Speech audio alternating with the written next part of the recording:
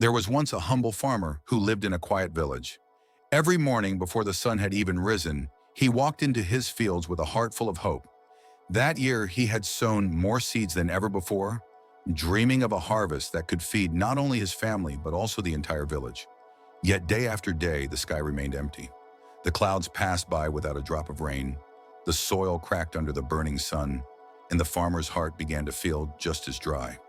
As weeks turned into months, his neighbors shook their heads. Some mocked him, saying, "You're wasting your time. These fields are dead."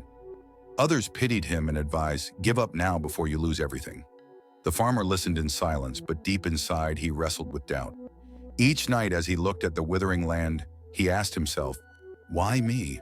Why must life be so unfair?" One evening, weary and hopeless, he sat beneath the old banyan tree at the edge of his farm. In his hands he held a few seeds, the last he had saved. Tears filled his eyes, but then a memory came rushing back. He remembered his father's voice from years ago. "My son, patience is not waiting idly.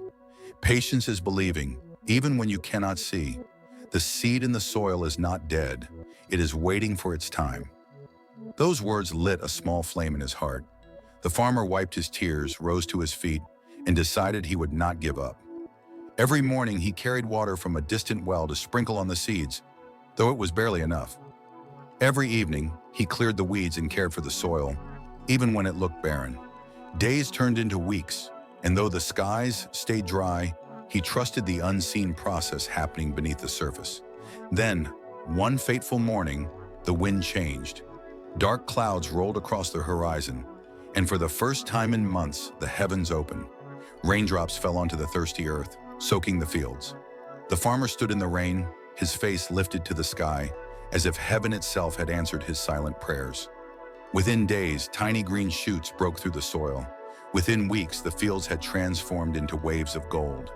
His harvest was greater than ever before, not only feeding his family, but also providing for the very neighbors who once doubted him. And so, the farmer learned that storms and droughts do not come to destroy us. They come to test the strength of our patience and the depth of our faith. When life feels unfair, remember his story. Just because you cannot see growth doesn't mean it isn't happening. Patience is not weakness, it is quiet strength. What you plant today in faith will bloom tomorrow in abundance.